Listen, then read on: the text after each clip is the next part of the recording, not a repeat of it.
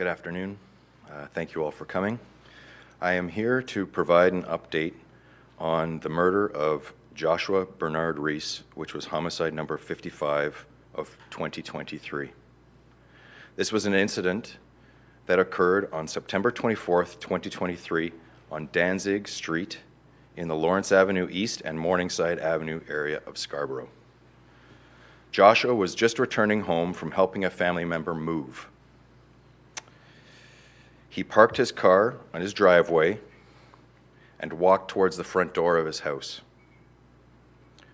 That is when 4 suspects opened fire with handguns from across the street in a small park area. Numerous shots were fired at him and another victim inside of the parked vehicle in the driveway. The other victim managed to escape physical injury. The suspects fled the area in a stolen vehicle. Joshua was rushed to hospital where he remained for 2 weeks before passing away. Following an exhaustive initial investigation, on November 6th of 2023, Jermaine Good, 20 years old, of Toronto, was arrested and charged with first-degree murder and attempted murder.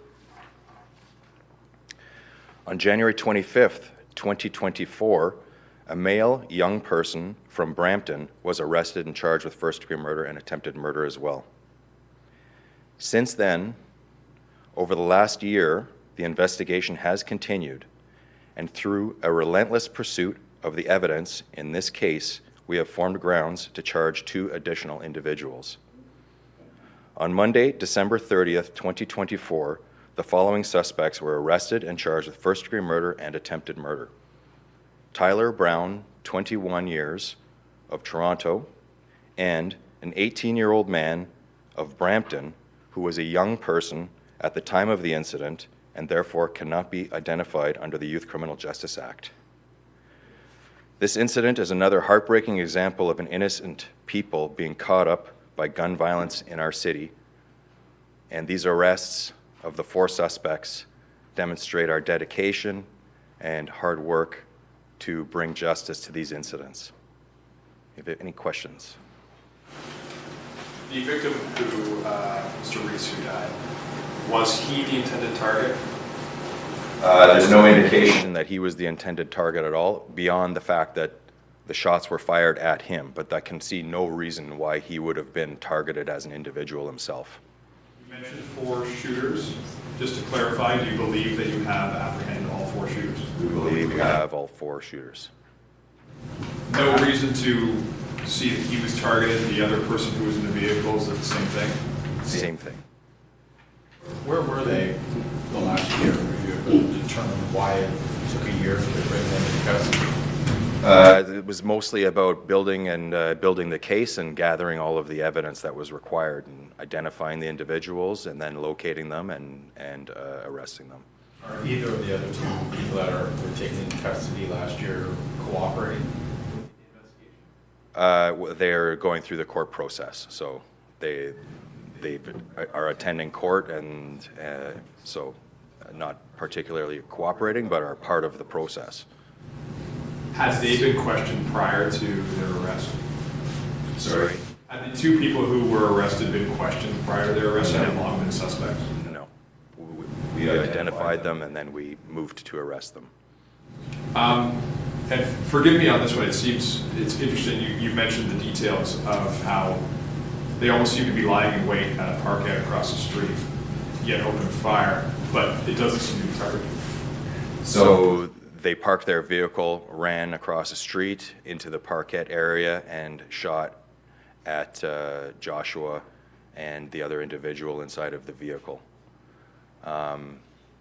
There's a number of theories that could explain this, but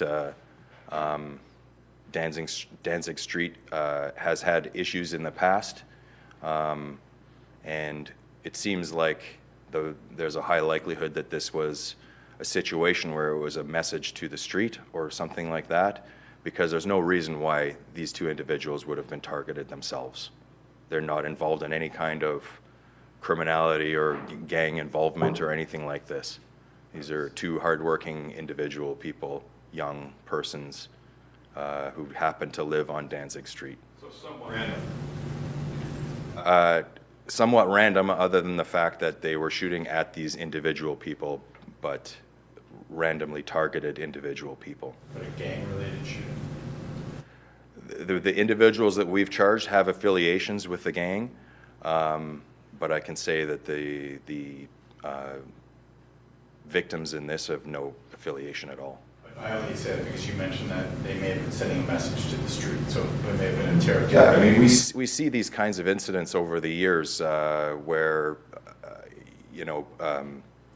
a gang might try and send a message to an opposite gang by shooting an individual in their neighborhood, and like this kind of disgusting targeting of innocent people is simply because of a neighborhood that they might live in. Is just a terrible circumstance, but we do see that kind of thing happening sometimes, and it appears that this is a possible explanation for this. Are all four suspects facing first-degree murder charges? Yes, and attempt murder. Yes. Have they all been, well, they made a court appearance yet? They have on the 31st. They attended two different courts. Yes. All four are still remaining in custody in jail? Yes. Did the four people who have been charged in this murder, did they have prior arrests and convictions? I don't want to speak about the four individuals specifically, but they have involvement, and they have been arrested, and they are all now in custody. Any more questions? Okay, thank you. Thank you very much. Just a reminder that if you see something, say something. Contact the police, and you can remain anonymous by calling Crime Stoppers at 1-800-222-TIPS. Thank you for coming.